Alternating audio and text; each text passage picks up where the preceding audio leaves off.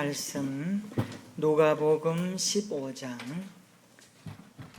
24절 한 절 말씀 봅니다. 누가복음 15장 24절 우리 다 같이 한 목소리로 함께 봉독합니다. 시작.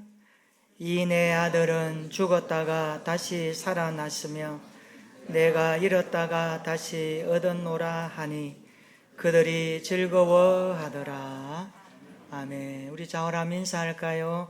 반갑습니다. 예배 잘 오셨습니다. 은혜 받읍시다. 네.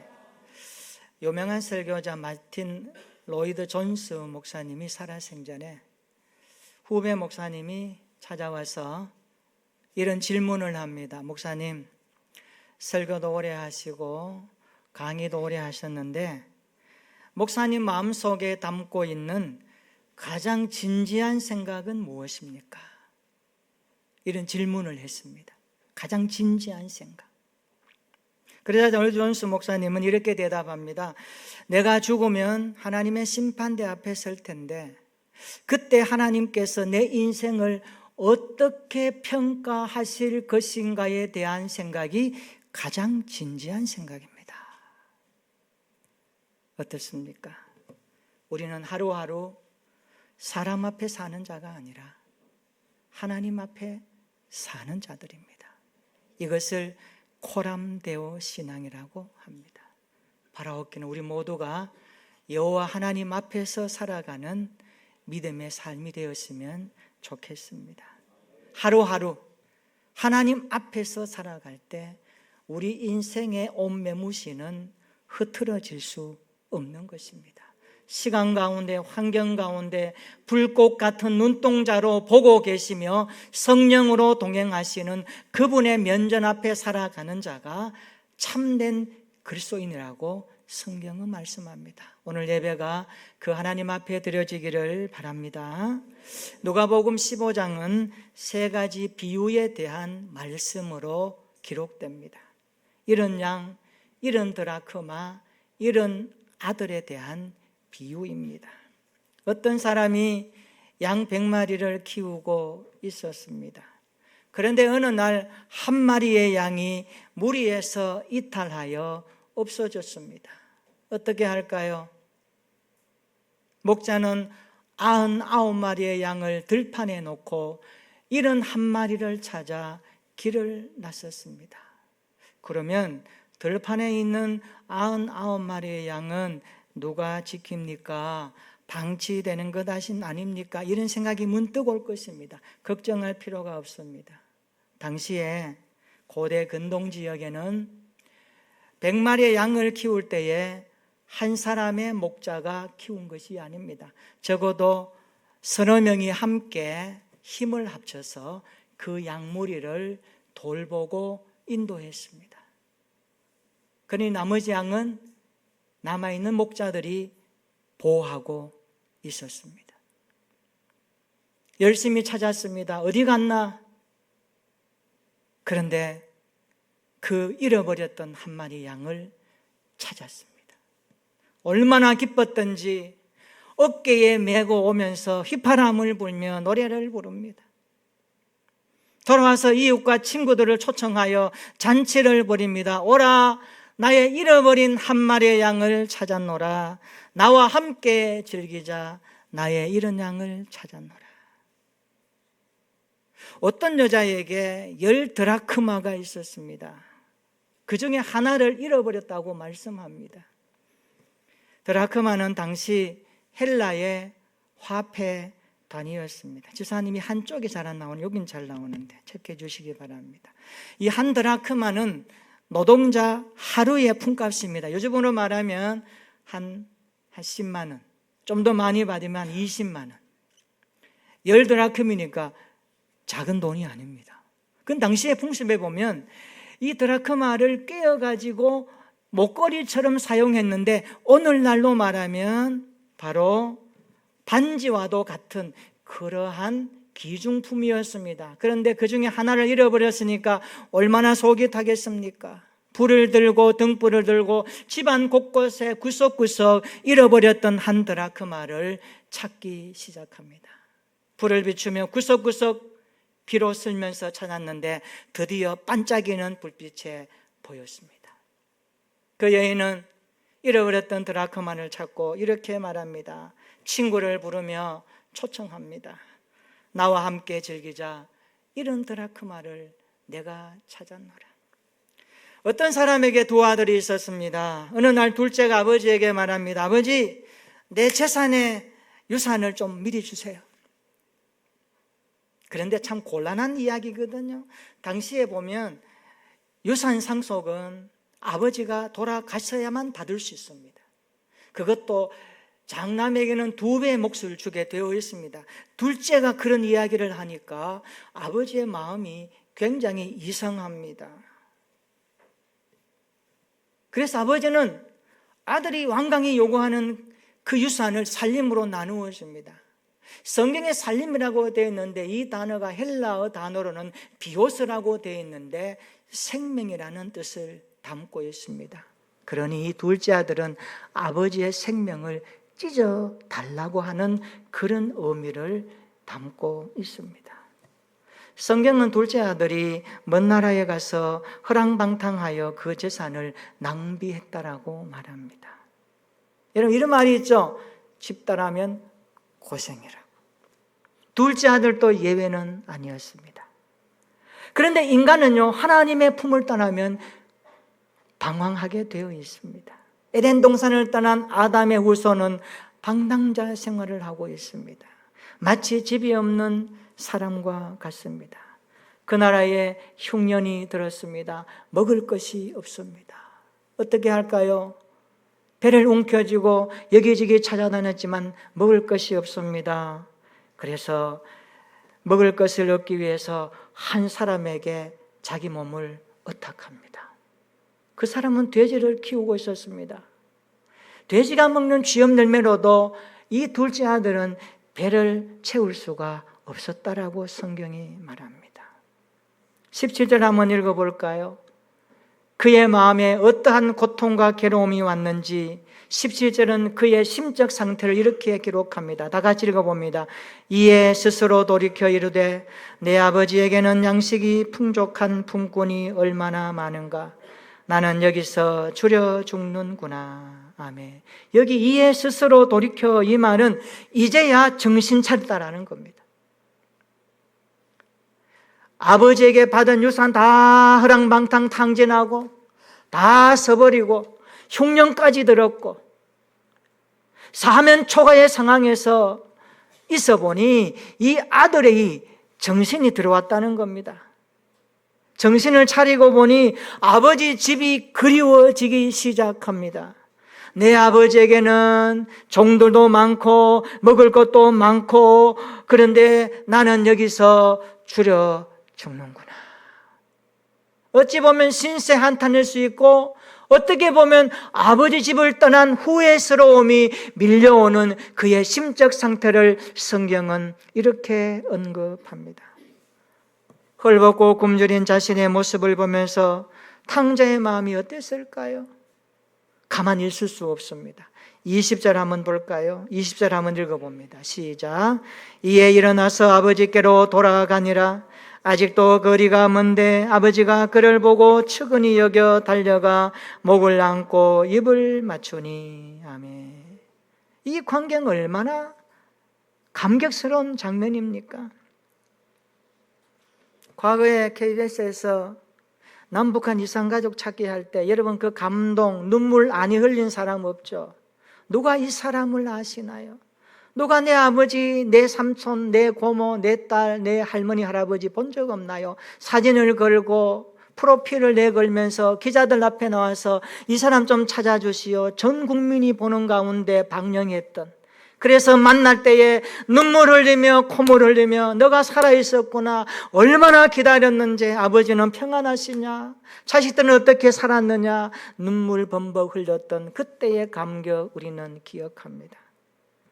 오늘 20절에 보니까 아버지와 아들의 상봉이 그런 감격 못지 않았다라고 말씀합니다. 아버지가 너무 좋았어요. 종들을 부릅니다. 제일 좋은 옷을 입혀라. 신발을 신기라. 가락지를 끼워라. 이웃을 초청하라. 잔치를 벌여야 되겠다. 송아지를 잡아라. 마을 잔치를 벌이는 겁니다. 오늘 본문 24절은 그에 대한 아버지의 말씀입니다. 읽어볼까요? 20절입니다. 24절입니다. 시작. 이내 아들은 죽었다가 다시 살아났으며 내가 잃었다가 다시 얻었노라 하니 그들이 즐거워하더라.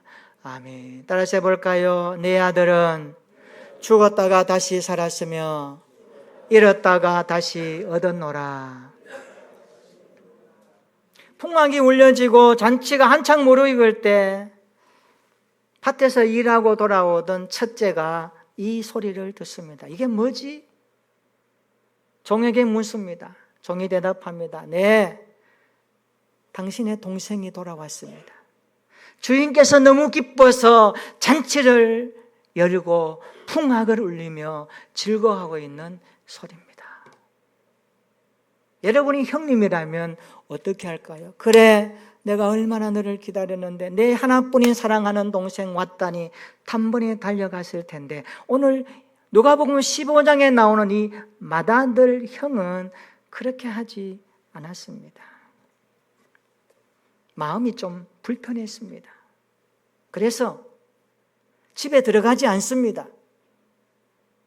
아들이 들어오지 않자 아버지가 나와서 하는 이야기입니다. 그때 맏아들이 아버지에게 말합니다. 아버지, 나는 지금까지 아버지 집에서 아버지 말씀 잘 듣고 명령도 잘 지키고 그렇게 열심히 일했는데 이 떼학 끝에 폭염 가운데도, 그런데 아버지는 나를 위해서 염소 한 마리 안 잡아 주셨는데 내 동생은 아버지 재산 가지고 나가서 다 탕진하고 창녀와 놀아나며 그렇게 살다가 이제는 거지가 되어서 돌아왔는데 내 동생에게는 이런 잔치를 베풀다니 이게 말이 됩니까? 이런 이야기입니다.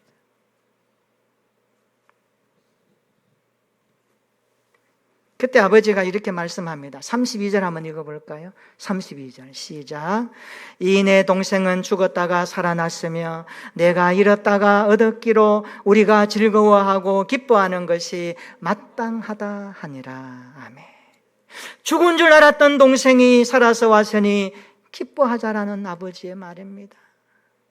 잃은 줄 알았던 아들이 돌아왔으니 우리 함께 기뻐하는 것이 마땅하지 않겠느냐라는 아버지의 이야기입니다. 오늘 누가복음 15장에는 세 가지 비유를 말씀하시면서 공통적으로 나오는 메시지가 뭡니까?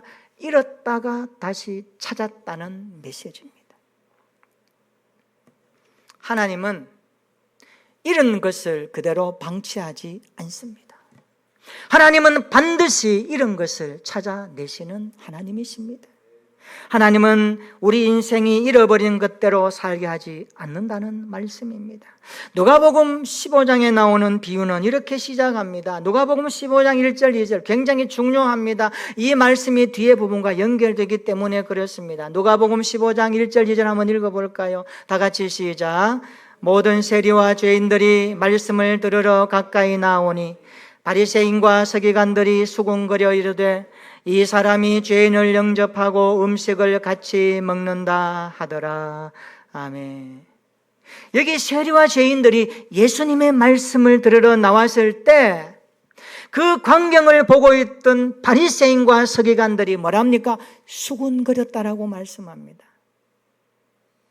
불평했다라고 말씀합니다. 한번 보세요. 이 사람, 예수라는 사람은 죄인을 영접하고 음식을 같이 먹는구나. 당시의 세리들은 죄인 취급당했습니다.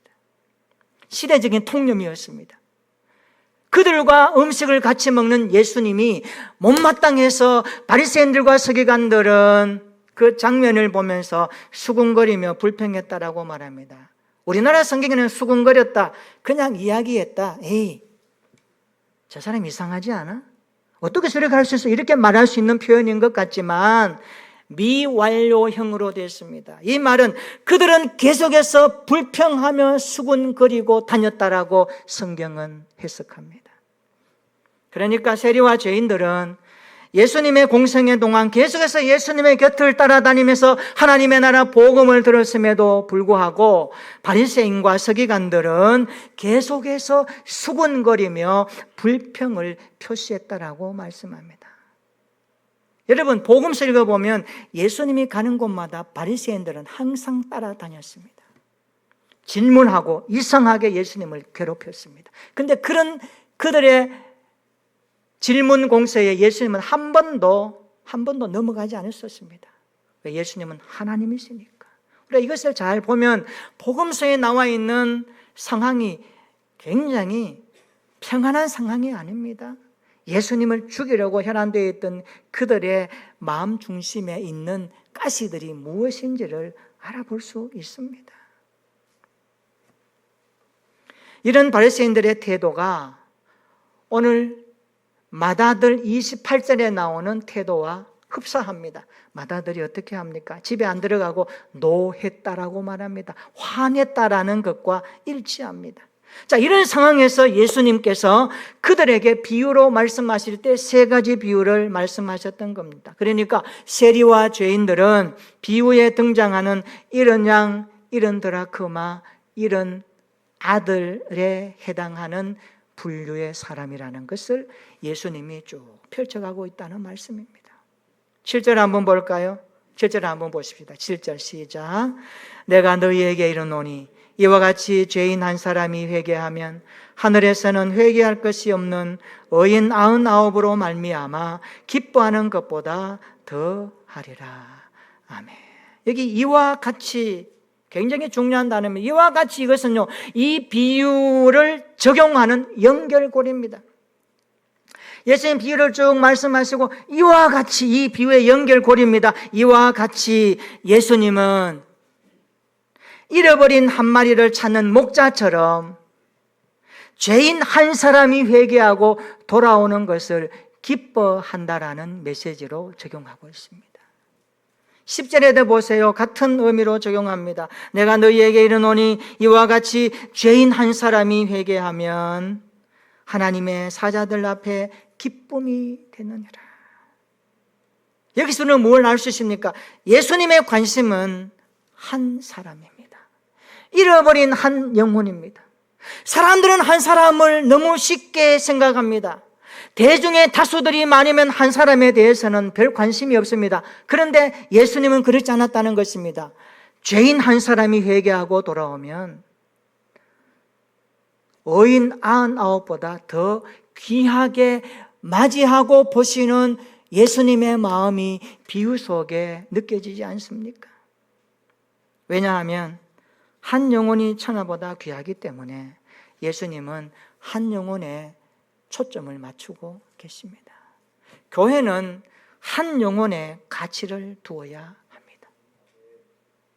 교회는 한 영혼의 가치를 두는 성도들로 구성된 그리스도의 몸된 지체입니다. 한 영혼 한 사람에게 가치를 두는 우리의 신앙생활 되었으면 좋겠습니다. 그가 어떤 모습이든지 그가 어떤 상황에 처해서 살아가든지 그것은 개의치 않습니다. 세상 사람들은 외모를 보지만 하나님은 중심을 보십니다. 인격적으로 한 영혼 속에 담겨있는 거룩한 하나님의 형상을 보고 있습니다. 그래서 예수님은 한 영혼의 가치를 두면서 이와 같이 죄인 한 사람이 돌아오는 것이 나에게 큰 기쁨이라고 말씀하고 있습니다. 그래서 예수님은 잃어버린 것을 다시 찾으시겠다라고 하는 당신의 마음을 깊이 담아서 누가복음 15장에 세 가지 비유로 말씀하는 것입니다. 그렇다면 이름을 찾음으로 바꾸시는 하나님은 어떤 모습으로 일하실까요? 오늘 그분은 우리와 함께 하시는 성령 하나님이실진데 우리 인생 가운데 하나님은 어떤 모습으로 우리의 잃어버린 것을 찾아내실까요? 잃어버린 인생에게 찾아오셔서 어떤 모습으로 일하셔서 우리의 잃어버린 것들을 다시 회복시켜 주시는 하나님의 놀라우신 것들을 일구어 가실까요? 우리 오늘 본문을 통하여 던지는 질문입니다. 이런 것을 찾음으로 바꾸시는 하나님은 첫째로 찾아내기까지 열심히 일하시는 하나님이십니다. 이런 것을 찾아내기까지 열심히 일하시는 하나님의 열심을 봅니다. 우리 4절 한번 읽어볼까요? 자, 누가복음 15장 4절입니다. 시작. 너희 중에 어떤 사람이 양 100마리가 있는데 그 중에 하나를 잃으면 99마리를 들에 두고 그 잃은 것을 찾아내기까지 찾아다니지 아니하겠느냐. 아멘. 여기 보세요. 그 중에 하나를 잃으면 그 잃은 것을 찾아내기까지 찾아다니지 아니하겠느냐. 목자의 마음에 투영된 예수님이 그려지지 않습니까? 우리 하나님은 잃으면 찾아내기까지 찾아다녔습니다. 잃은 한 마리의 양을 찾아내기까지 일하십니다. 하나님의 열심을 볼 수 있습니다. 8절에도 한번 보세요. 같은 의미의 말씀입니다. 어떤 여자가 10드라크마가 있는데 하나를 잃으면 등불을 켜고 집을 쓸며 찾아내기까지 부지런히 찾지 아니하겠느냐. 하나를 잃으면 찾아내기까지. 10개 중에 하나가 없어졌습니다. 에이, 9이 있으니까 괜찮아. 이런 마음이 아닙니다. 이 여인은 잃어버렸던 한 드라크마를 찾기 위해서 찾아내기까지 빗자루를 쓸면서 불빛을 비추면서 방 구석구석을 찾아내기까지 열심을 내었던 그 모습이 그리스도의 마음이 투영되어 우리에게 전해지는 하나님의 열심을 강조하고 있습니다. 그렇습니다. 하나님은 오늘도 잃어버린 우리를 찾으시려고 보좌를 비워두시고 이 땅에 오셨습니다. 그분이 예수 그리스도이십니다. 이 땅에 오신 주님은 이렇게 말씀합니다. 누가복음 19장 10절입니다. 인자가 온 것은 잃어버린 자를 찾아 구원하려 함이니라. 할렐루야. 인자가 온 것은, 주님이 온 것은 우리가 죄로 말미암아 죽어버렸고 전적 타락했고 하나님의 나라와 무관하게 살았던 우리 모든 인생들의 잃어버렸던 생명을 다시 찾기 위해서 오셨다라고 주님이 말씀하고 계십니다. 그래서 구원이 무엇일까요? 구원은 잃었던 내 생명이 예수님을 통하여 다시 찾는 사건이 구원입니다. 구원은 십자가 생명 교체 사건입니다. 구원은 예수님의 생명이 십자가에서 죽고 대신 나의 생명으로 교체된 사건입니다. 그래서 십자가는 우리에게 둘도 없는 자랑거리요, 내 인생의 터닝포인트요, 우리의 삶을 땅에서 하늘로 이끌어가는 사닥다리요, 하나님 앞에 나아가는 믿음의 고백이 십자가인 것입니다.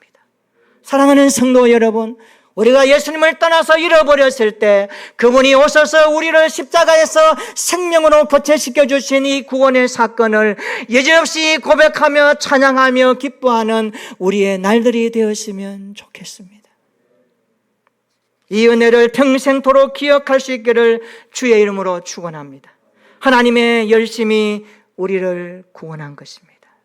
두 번째로, 이름을 찾음으로 바꾸시는 하나님의 열심은 어떨까요?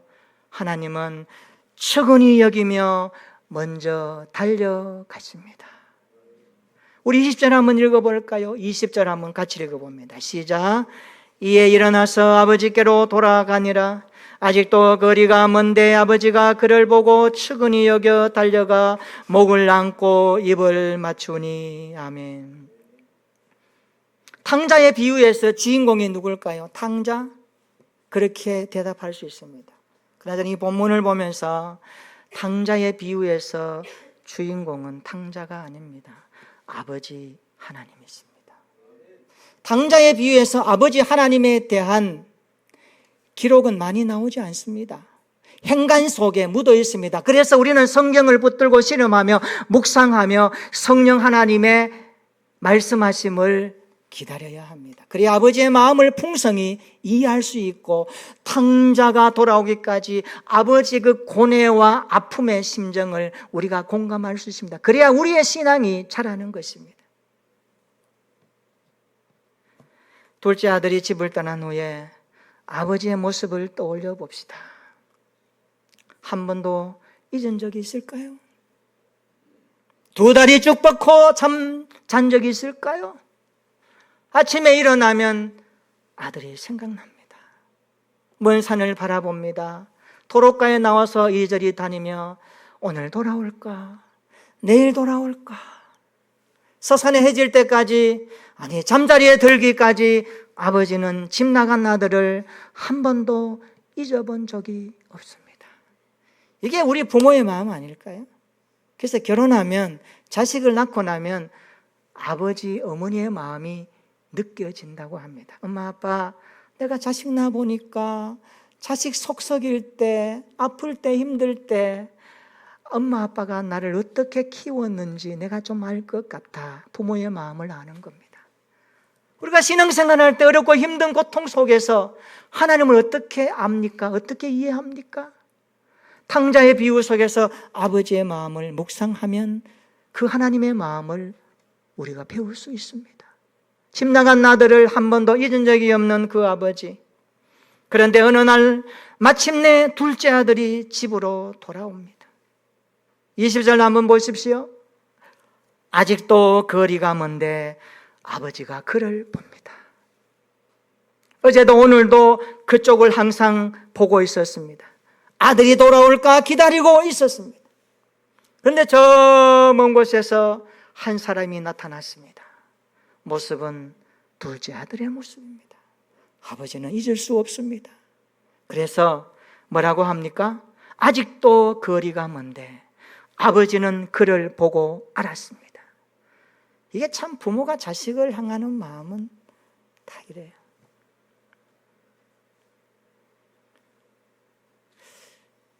우리 아들이 2명 있었는데 첫째 아들이 코로나 전에 군대 갔고 둘째가 코로나 시작할 때 들어갔어요.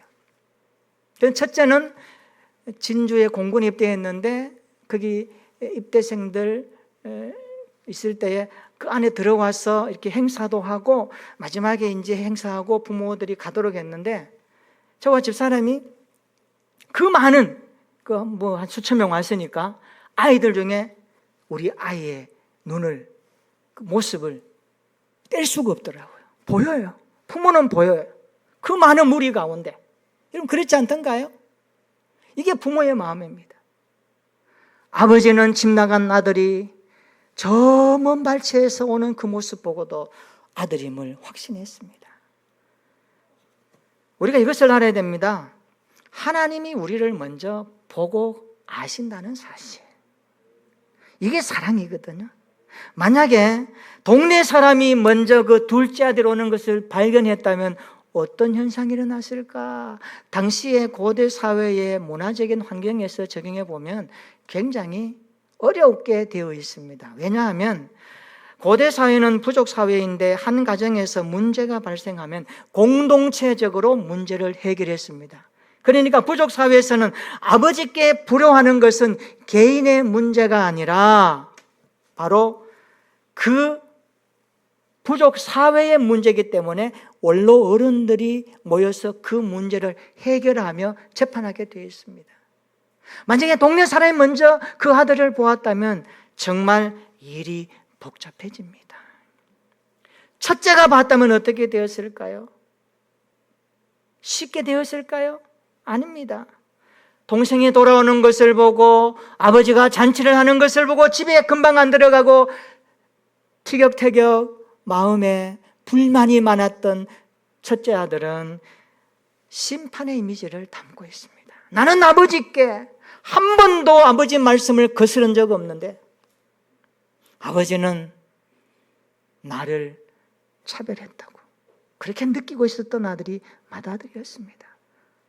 이 첫째가 동생을 맞이했다면, 먼저 보았다면 어땠을까요? 아마 굉장히 상처적인 말이 나오지 않았을까 예상해 봅니다. 너 어디 갔다 왔어? 아버지 얼마나 기다리는 줄 알아? 나 너 때문에 너가 해야 될 일 내가 도맡아 하기 때문에 나도 너무 힘들어. 여러분, 집 나간 아들이 돌아올 때 아버지가 먼저 아들을 알았습니다. 그래서 이렇게 말씀합니다. 아직도 거리가 먼데 아버지가 그를 보고 측은히 여겨 달려가 목을 안고 입을 맞추니라. 여기 측은히 여겼다는 이 단어, 여러분 볼펜 있으면 한번 밑줄 그어주시면 좋습니다. 측은히 여겨, 이 단어가 스플랑크니조마이라는 헬라어 단어입니다. 스플랑크니조마이, 이 단어가요, 마태복음 9장 36절에 예수님께서 목자 없는 양과 같이 고생하며 기진한 무리들을 보실 때 느꼈던 그 심정을 불쌍히 여기시니라는 단어로 해석했는데, 그 단어와 똑같은 단어입니다. 스플랑크니조마이, 측은히 여기다, 불쌍히 여기다, 같은 단어입니다.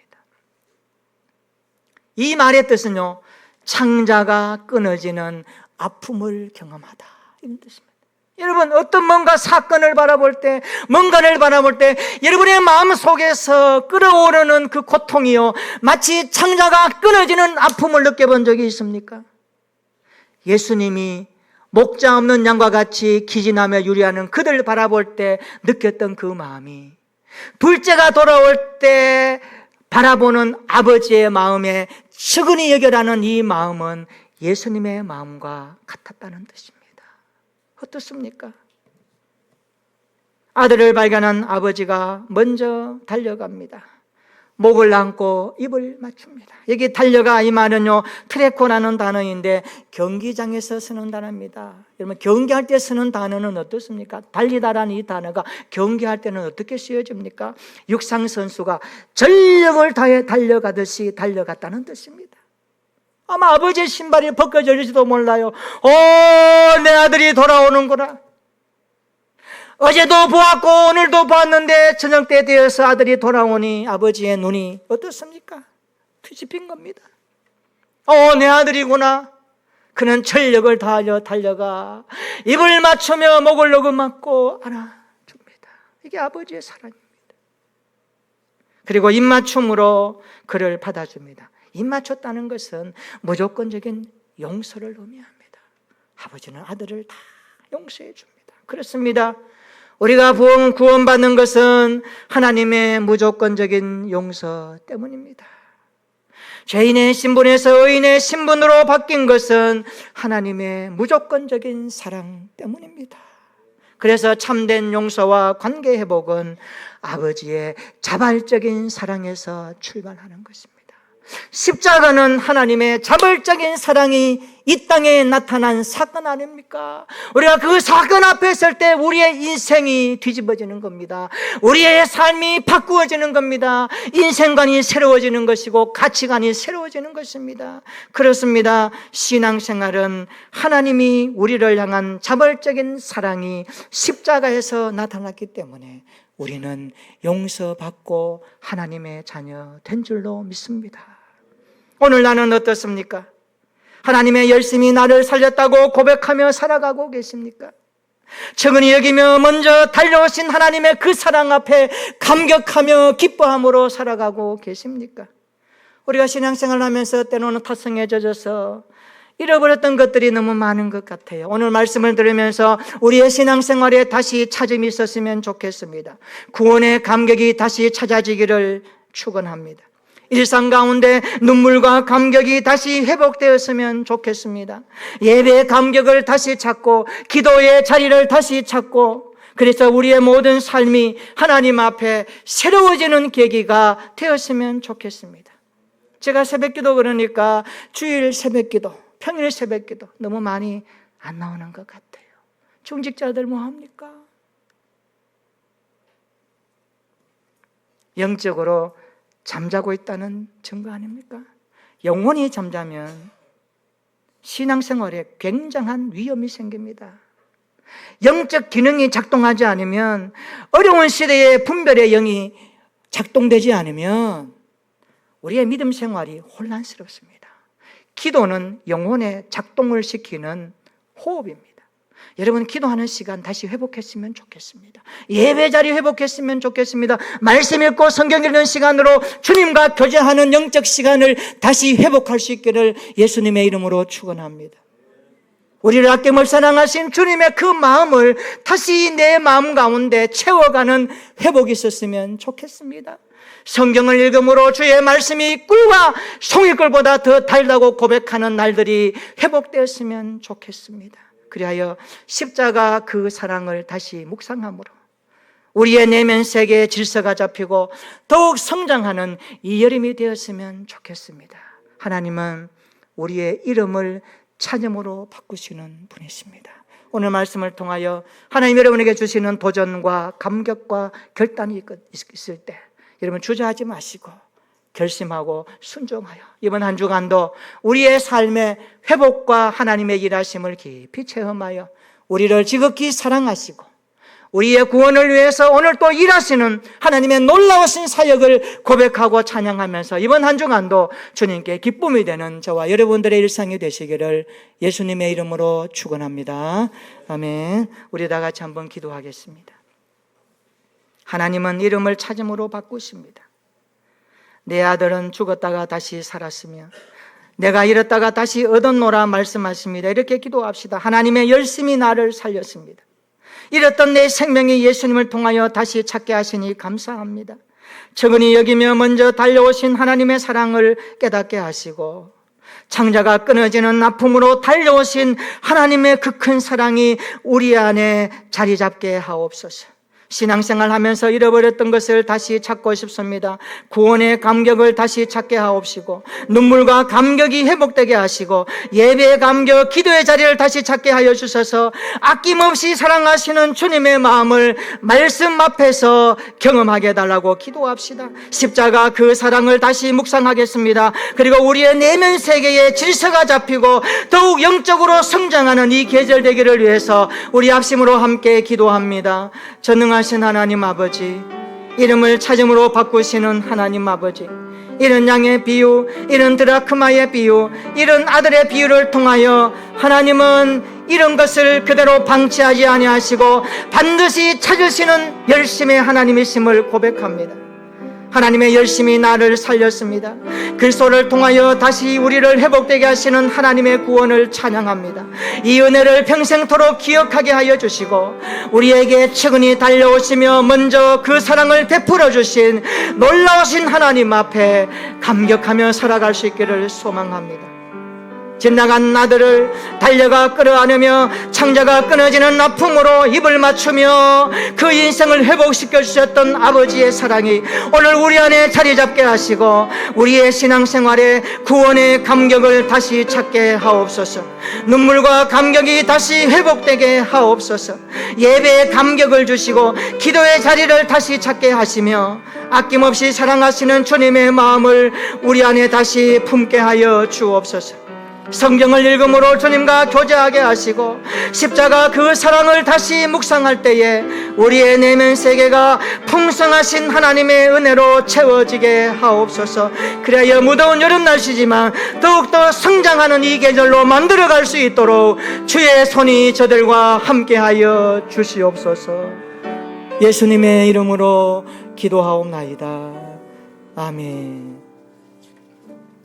우리 다 함께 일어나셔서 435장을 찬송하십니다. 436장입니다.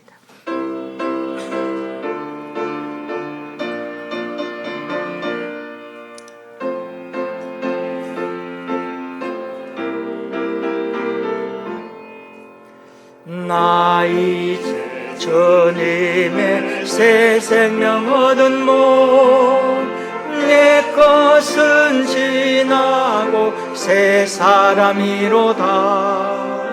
그 생명 내 맘에 강같이 흐르고 그 사랑 내게서 해같이 빛난다.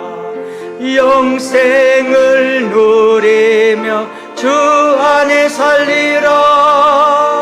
오늘도 내일도 주 함께 살리라. 주 안에 감추인 새 생명 얻으니 이전에 좋던 것 이제는 값없다.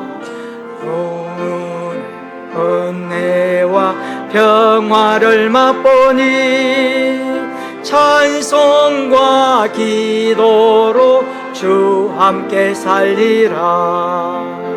영생을 누리며 주 안에 사